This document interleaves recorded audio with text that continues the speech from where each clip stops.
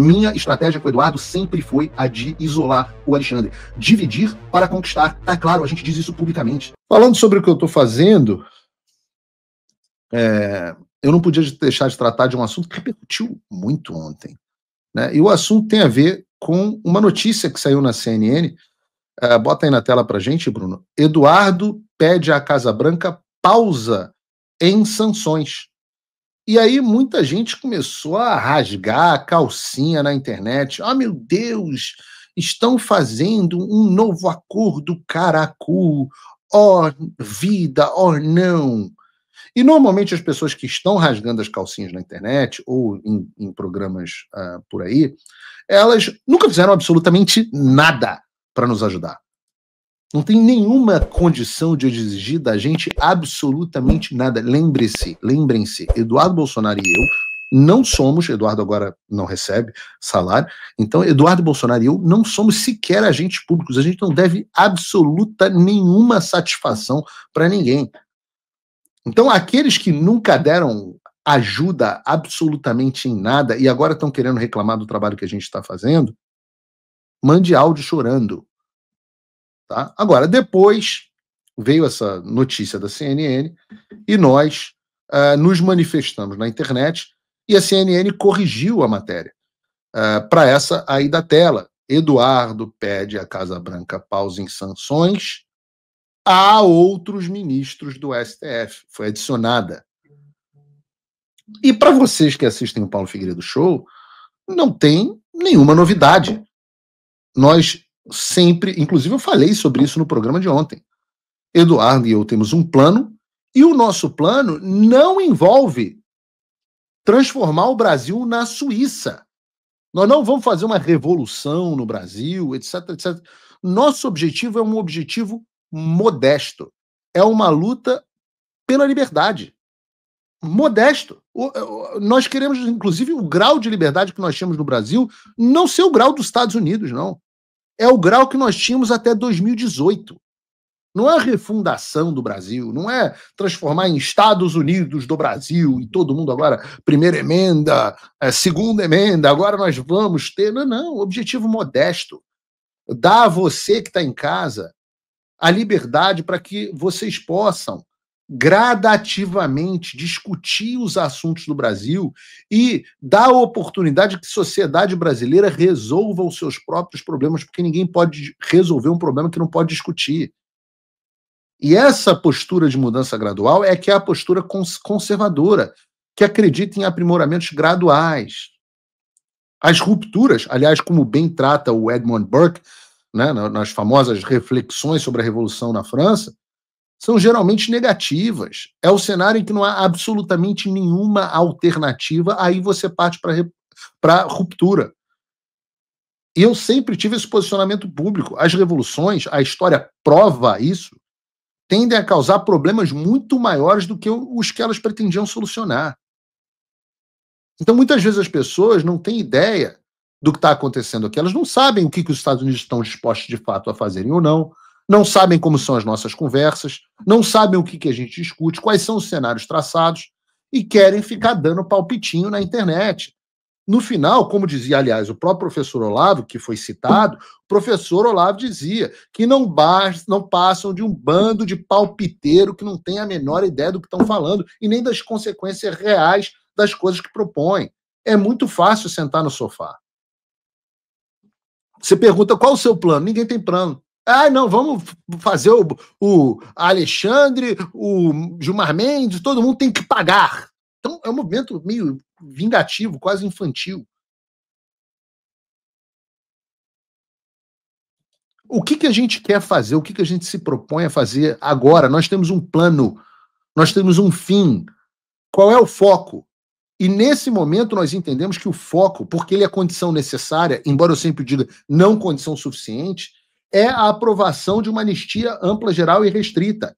Esse é o primeiro passo para que a gente possa caminhar na discussão que nós queremos. Não é a solução.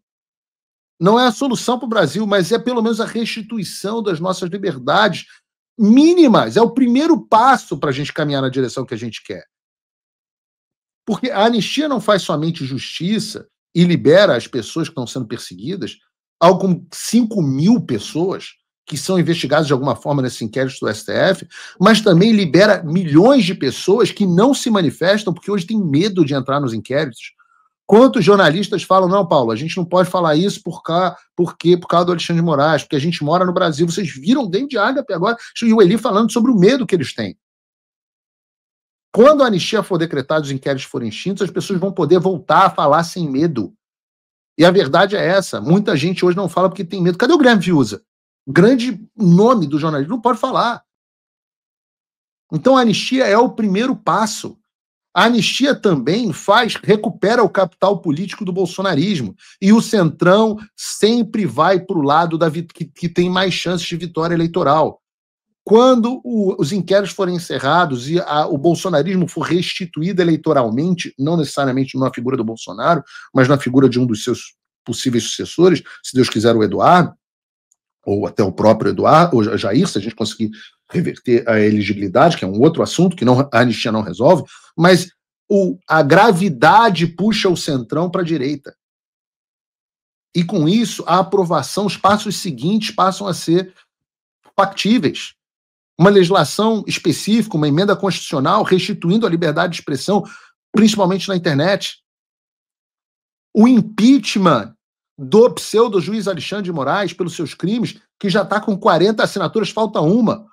Ou do vagabundo do Romário, ou do Ciro Nogueira, que não pode fugir à responsabilidade que tem. Talvez nós não tenhamos ainda condições de fazer o impeachment agora, mas com a anistia você gera atração gravitacional política nessa direção. E com a responsabilização do Alexandre de Moraes, você passa a ter um negócio que se chama accountability. O que é accountability? Accountability é o Flávio Dino olhar e falar assim, cara, eu não vou entrar nessa não, tem uma linha aqui que não dá para ser cruzada, porque senão, eu sofro Magnitsky, os senadores me botam para fora, o último que sofreu isso, cara, olha ele. Aliás, a sociedade funciona com base em accountability. A ideia de que o crime não compensa. É o criminoso olhar para o lado e falar, se eu seguir o caminho daquele cara, vai dar ruim. E nós precisamos que o Alexandre de Moraes sirva como exemplo para que ninguém ouse mais fazer o que esse vagabundo fez, o que esse tirano, o que esse psicopata fez. Esses são os nossos objetivos.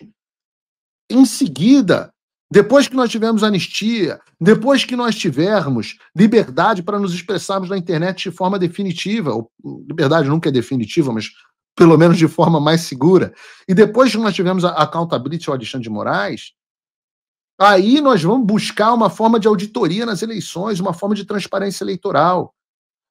Não dá para fazer uma coisa sem a outra, cara.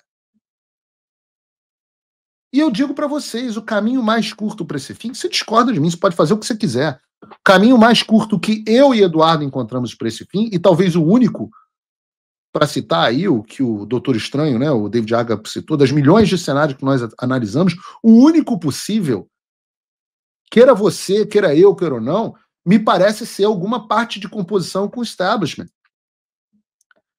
Então ninguém se assuste. Se Gilmar Mendes, Barroso, Zanin ou qualquer um que seja, por medo, por interesse pessoal, passem a, nos bastidores, apoiarem o caminho da anistia. Bastidores, não de maneira pública. De maneira pública, queridos, não tenham dúvidas. Eles vão ficar defendendo o Alexandre. Eu não estou nem um pouco preocupado com o que o Gilmar Mendes faz em público, de elogiar o Alexandre, etc, etc. Michel Temer elogiava a Dilma publicamente e enfiou a faca nas costas delas.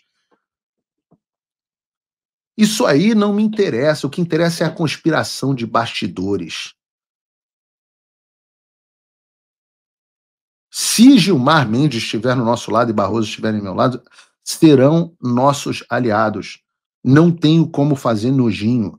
Se o Centrão estiver do nosso lado, o Ciro Nogueira vai ser nosso aliado. Isso não é um acordo caracu. Acordo pode ser bom ou pode ser ruim, mas sempre tem que, no final das contas, haver um acordo. A rendição do outro lado é um acordo. Acordo pode ser bom. Você vai me dizer que um acordo que dê anistia ao Brasil é caracu? Bom, então eu quero esse acordo. E eu não tenho dúvidas. Se essas pessoas começarem a defender a anistia, estiverem dispostas a vender o Alexandre de Moraes, vão ser, sim, preservados. Minha estratégia com o Eduardo sempre foi a de isolar o Alexandre.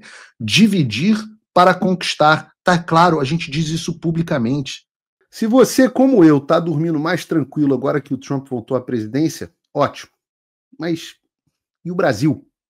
Nosso país continua no buraco. A volta do Trump nos dá esperança, mas as coisas não vão se resolver sozinhas. Vai ser preciso muito trabalho, meu e seu. E não adianta xingar muito nas redes sociais achando que isso resolve alguma coisa. Não tem salvador da pátria, não tem um político que vai resolver por você. A responsabilidade é sua. Eu larguei tudo para me dedicar a isso. E você? Como você pode ajudar sem abandonar as suas obrigações? Simples. Apoie quem está na linha de frente. Sem isso, esse trabalho simplesmente não continua. Acesse www.paulofigueiredoshow.com/apoie e com a partir de $5 por mês, garanta que isso siga em frente. Se puder ir além, torne-se meu patrono Gold e participe do meu grupo privado e ajude a definir as minhas próximas pautas. A diferença entre vencer e perder está na ação. Durma tranquilo, sabendo que você fez a sua parte.